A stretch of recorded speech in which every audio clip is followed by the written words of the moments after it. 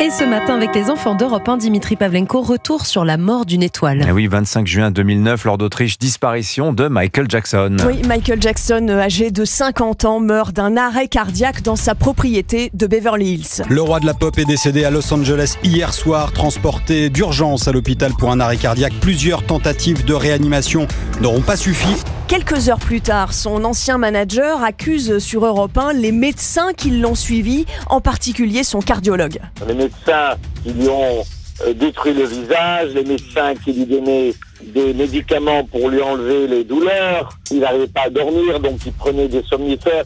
C'était un hypocondriaque. Et à Paris, comme à travers toute la planète, les passionnés se rassemblent. C'est toujours les étoiles, les étincelles, les gants, le chapeau. C'est une sorte de messie. Et voilà, c'est une religion, Michael Jackson.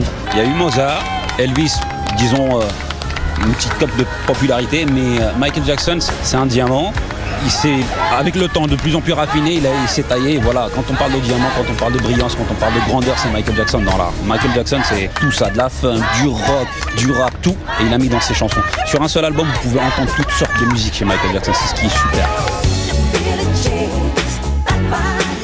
Il n'évoque pas les procès ni les accusations de pédophilie, mais l'artiste Michael Jackson. Des clips révolutionnaires et un phénomène planétaire qui explose en 82 avec l'album Thriller, vendu à 60 millions d'exemplaires.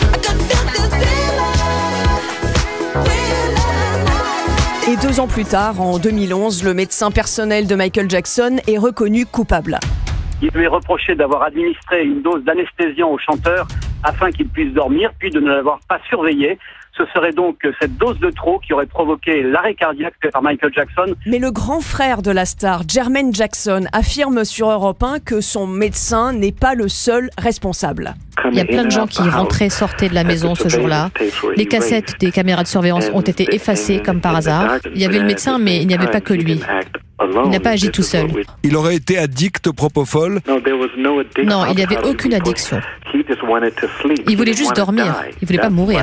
Le docteur personnel de Michael Jackson sera condamné pour homicide involontaire à la peine maximale, 4 ans de prison. Merci Lord d'Autriche, il est l'heure de jouer. Europe 1.